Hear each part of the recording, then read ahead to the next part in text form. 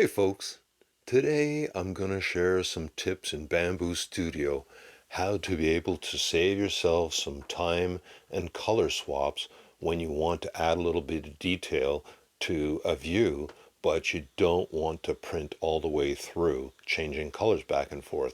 And I was surprised when I found this, and I just wonder if you've experienced it before or how you might do things differently. But what I'm holding up here is a fidget that I drew up that consists of three objects. So those three objects spin independently, and if you go to use the bucket tool, you're going to paint the object all the way through. So that would make it so that I have to change colors on every single layer from the top to bottom. And believe it or not, that's 270 layers. So this little trick that I learned will help you. And you can use this on multiple objects just by changing the angle and using the layer tool and the bucket tool. And I'll show you how to do that in Bambu Studio in just one moment. And if you're interested at all, stick around until the end where I will share with you about my Infinity Nut. I mentioned the fact that this is three objects. So the outer ring is one object, the middle ring is a separate object that spins freely, and the inner ring is a separate object.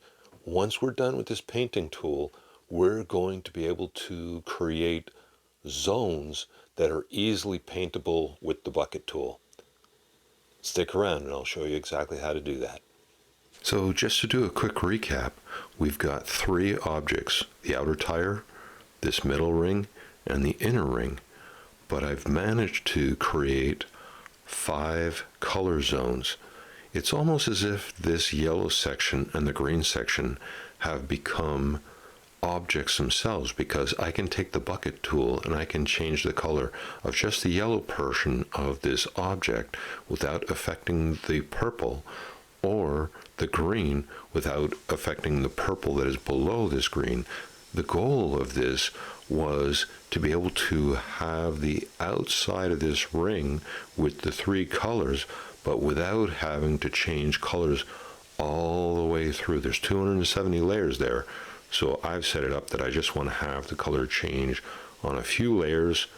Normally it would print inversed because I put the colors down on the bed, but I'm going to show you how I got here. So the very first thing that I'm going to do is I open up the paint tool, and I'm going to use the white and the bucket fill, and I'm just going to change the whole tire all to white to show you exactly how it is that I did this. So, all right, now, sorry about that. Okay, so the next thing you do is you go and take the layer tool, and I'm going to choose the color purple because that's the color that I want, and I go and I thicken up the height range.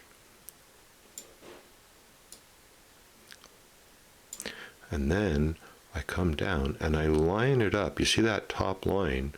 I want to change colors right at the edge there, so I'm turning it purple. And now I'm going to lower it down.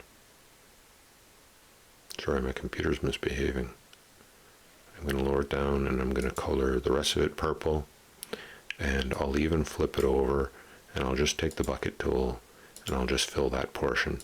So now you can see I've got these rings that I can just go and I can choose a color.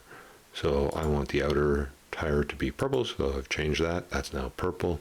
I want the next ring to be green, so that's green. And now I want the other one to be yellow. It's as simple as that. So I mentioned that I would share about my Infinity Nut, and I haven't seen anybody else who's made a ratcheting clicker fidget that just, this is a bolt and it's threaded on the end, and the nut will never tighten.